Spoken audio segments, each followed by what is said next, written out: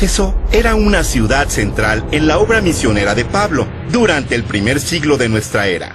El apóstol Pablo visitó Éfeso durante su segundo y tercer viaje misionero y mantenía vínculos excepcionalmente cercanos con los cristianos en este sitio. Hacia finales de su ministerio, el apóstol dejó a Timoteo en Éfeso, al cuidado de los cristianos efesios, y en el mismo final de su vida continuó mostrando preocupación por la iglesia de ese lugar. El original Éfeso estaba ubicado en la costa del mar Egeo, cerca del río Caistro, en la esquina suroeste de la actual Turquía, pero su ubicación específica cambió ligeramente a través de los siglos. La ciudad fue fundada originalmente por los griegos cerca del año 1000 antes de nuestra era. Ciro, el Grande de Persia, capturó Éfeso en el año 546 antes de nuestra era. Sin embargo, posteriormente Éfeso cayó bajo el control de Atenas y luego se rebeló durante la guerra del Peloponeso, uniéndose a Esparta. A la caída de Atenas, Éfeso nuevamente vino a quedar bajo el control persa, pero este terminó con la conquista de la región en el año 333 antes de nuestra era por parte de Alejandro Magno. Después de la muerte de Alejandro Magno, uno de sus generales, Lisímaco, trasladó la ciudad a poca distancia de su sitio original y construyó un muro de 10 kilómetros de largo alrededor de sus nuevos límites. Esto sucedió aproximadamente entre los años 286 y 281 a.C. Finalmente, Éfeso quedó bajo el gobierno de los Seleucidas, lo cual duró hasta que Roma derrotó a Antíoco III, rey de Siria, en el año 189 a.C.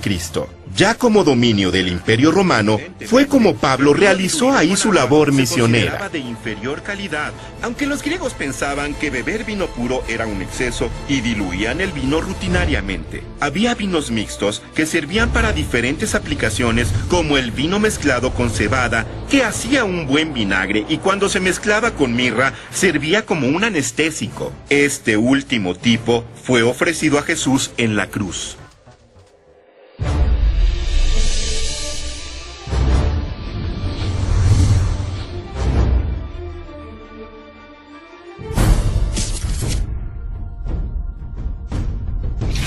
El vino, la bebida fermentada más ampliamente usada en el mundo antiguo, estaba presente en rituales religiosos, en celebraciones festivas y en la vida diaria de la cultura mediterránea. En la cultura helénica, las primeras libaciones se dedicaban a Dionisio, el dios del vino, un ritual que tenía muchos seguidores. En otras culturas vecinas, como Israel, el vino también se usaba durante rituales religiosos. Hoy, la vitivinicultura, que es el cultivo de las uvas y elaboración de los vinos, continúa siendo una importante industria para la nación moderna de Israel. Desde la antigüedad ha habido muchas variedades de vino, incluyendo los vinos rojos, blancos y mezclados. El Antiguo Testamento emplea diferentes palabras para los varios tipos de vinos. Algunas traducciones hebreas usan términos como vino nuevo, vino condimentado y vino dulce. En pasajes como Oseas, aclaran que estos vinos tenían alcohol y embriagaban. Ya sea en griego o en hebreo, los términos para el vino se refieren a un jugo de uva fermentado. En la Grecia antigua se construyeron torres de vigilancia para proteger los viñedos, y una preocupación eran los zorros, que se comían las uvas, por lo que los muchachos los cazaban para mantenerlos alejados de sus viñedos. Después de cada cosecha, el mosto o jugo de uva se producía pisando las uvas en una tina. El mosto se colocaba y empezaba el proceso de fermentación.